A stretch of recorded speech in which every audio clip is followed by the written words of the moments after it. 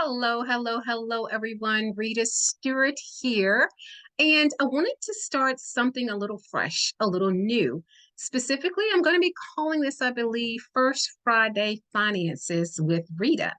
So it's a beautiful Friday afternoon here in Central Virginia where I am. For those of you who will see this and I have not formally met, my name is Rita Stewart and I'm with Legacy Financial Wellness. Okay, you can find out more about me on Legacy Financial Wellness and or ritastewart.com and Instagram at Money Matters and Tea. So I wanted to put that out there now, just in case, our little brain, forgets that. But at any rate, here we go. So my question for you today, as we talk about First Friday finances, is are you at risk?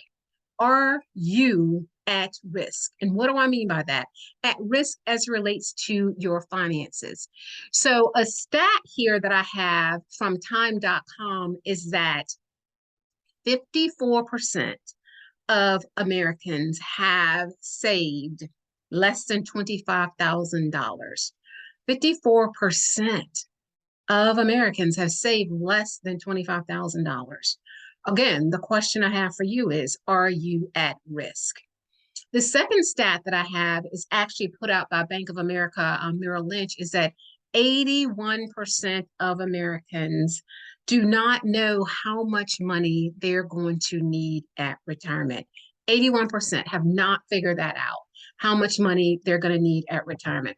And in thinking about that, in terms of are you at risk, these are a few things that I want you to think about, 5 things specifically that I want you to consider to sort of be able to answer those questions, or be mindful of those statistics and then answer the question, are you at risk from a financial perspective? The first one is it's important for you to understand what your future needs may be, okay? You want to know and you want to be proactive in looking at what your future needs could be. Secondly, you need to consider becoming a better saver. Be intentional about your saving strategy and how you go about doing so. You want to make sure you build a treasure chest. And when I'm thinking about a treasure chest for you, or as it relates to our personal finances, I'm thinking specifically about an emergency fund, because that in itself is a treasure chest. You want to make sure that you minimize debt or any debt that you have. The sooner you're able to be released from it or pay it off, the better. And also, I want you to consider investing. Of course, there's the opportunity to save, but you also want to definitely consider investing. So those are the 5 things I want you to consider, okay, as you think about the question, are you at risk? Now, the first one that I mentioned, understanding your future needs, I want you to think about it in terms of a timeline, okay? So if you look at the timeline of your life and some key activities or events that are going to take place in your life, what's the timeline for some of those activities? And all of us are on different trajectories. Some of us are further down the timeline, some of us are just beginning the timeline or the journey of life. So if you're one who are needing to consider college planning for yourself and or for your children, then what's the timeline do you have to get ready to plan for that future need? If you're looking that you need to buy a car in 2 to 3 years, what's the timeline that you need to be planning for that future event to buy a new car? If you're looking to buy a home, what's the timeline for yourself that you need to consider in planning for that future event? If you know that at some point in time you want to travel or retire, what's your timeline? What's the timeline that you have for yourself to plan for that particular future event? So it's not just retirement that we need to be considering for the future, but it's other life activities or changes in life, having kids that are going to take place in your life that you want to look at the timeline or the trajectory for those things. And then what is it that you need to do to be able to manage to them? Now, the second thing that I referenced, how to become a better saver. What is it that you can do now to figure out ways that you can put in place an effective savings plan? So again, you looked at the timeline, so you know that there's some work you need to do to prepare for those future things. So one of the things in terms of getting ready for savings is to figure out what expenses you have now and what money you have coming in. And of course, the difference between the expenses and the money coming in would be whatever discretionary funds you have. And as a result of those discretionary funds, then how much of that can you afford to put aside for savings? And in doing the savings, you want to make sure that you allocate what those savings are for. Is a portion of it to get ready to buy a car? Is a portion of it to get ready for another trip you want to take? Whatever that thing is you're looking to do and saving towards is so much easier, so much more effective when you tell your money what you want it to do. Okay, so that's number two. Number three, I said you want to build yourself a treasure chest. And specifically, a treasure chest that I'm referring to is an emergency fund. So, with an emergency fund, I tell my clients this all the time. If you know your total expenditures for the month, let's say it's $2,000, then you want to make sure that you have an emergency fund of at least $2,000 sitting aside. This is separate from what you save, sitting aside so that, God forbid, if your funds are interrupted for any reason of your control or not of your control, you know that you have at least 1 month worth of expenses sitting aside that can get you through the month to be able to readjust to figure out how to get your monies coming in going forward. Now, optimally, 2 to 3, 6 months, 1 year is even better, but to get the initial treasure chest built, do what you can to have at least 1 month put aside. Number four is to get rid of debt.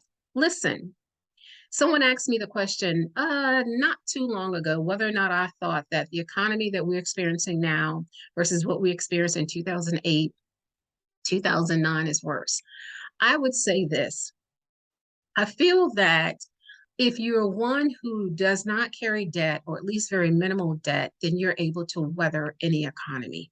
You yourself must make sure that you're always positioned very well as it relates to your personal economy and not have to jump through so many hoops to manage to what is happening in the economy in general, because you position yourself with minimal debt and you have your monies allocated to where it needs to go for savings, where it needs to go for an emergency plan if you needed one. So the key to that is minimizing debt. If you do have debt, I would say go for the win. Go for paying off something as soon as possible to attain some momentum and paying off other things. Okay. Now, I will say this: emergency fund comes first before you even begin to tackle debt. That's my perspective, and I'm sticking with it. Okay. So just keep that in mind. And then number five, I want to reference the importance of investing. So your savings is for your short-term goals as it relates to what you want to do and plan. And then investing is when you're looking at long-term.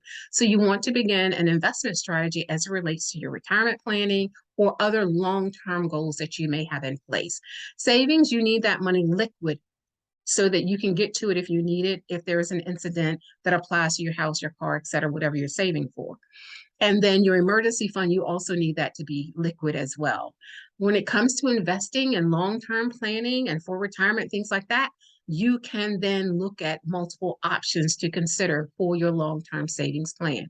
But I will say this, be mindful of the fact that you can look at solutions that many people don't realize that they would consider non-traditional. You can diversify. I know some people look at long-term savings in the market. I know some people look at other different venues in terms of index accounts and index plans and things like that. But one of the things that I want you to consider is there are solutions that are in place that can help you with your long-term savings that are insurance-based products.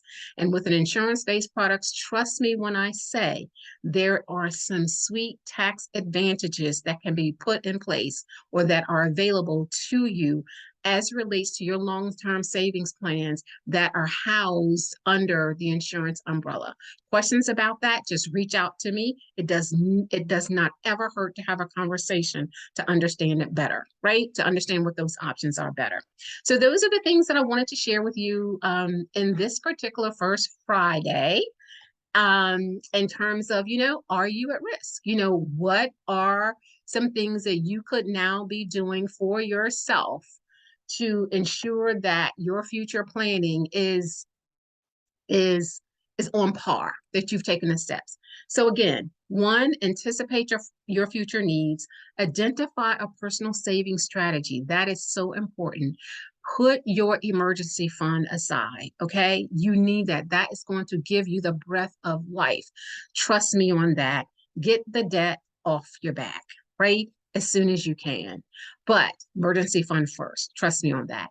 And then look to save for short-term goals. That's on that continuum that I talked about, that timeline that I talked about, and also putting together an investment strategy for your long-term goals. Those are the 5 things I wanted to share with you this afternoon. Once again, for those of you who are viewing this, thank you so much. Questions, leave them in the comments, share this with someone else, and understand and know that I am here for you to help you in any way possible. Again, a conversation that doesn't hurt. I always love to come alongside individuals with a cup of tea to talk more about their personal finances, whether you are a woman, whether you are a family or small business owner, I'm here for you. You can also find me, I mentioned earlier, on Instagram at Money Matters and Tea. I'm a tea girl. So again, cup of tea anytime, whether virtual or in person. And my financial website is Legacy Financial Wellness. And to learn more about me in general, RitaStewart.com. So thank you so very much for watching. I implore you to consider the 5 things that I said here. If you want to follow me and know more about me, if you go to my website, RitaStewart.com and or Legacy Financial Wellness, you can join my list so that I can then, or you can then receive additional tips like this from me as it relates to your personal finances. So blessings for now, and thank you so much for watching.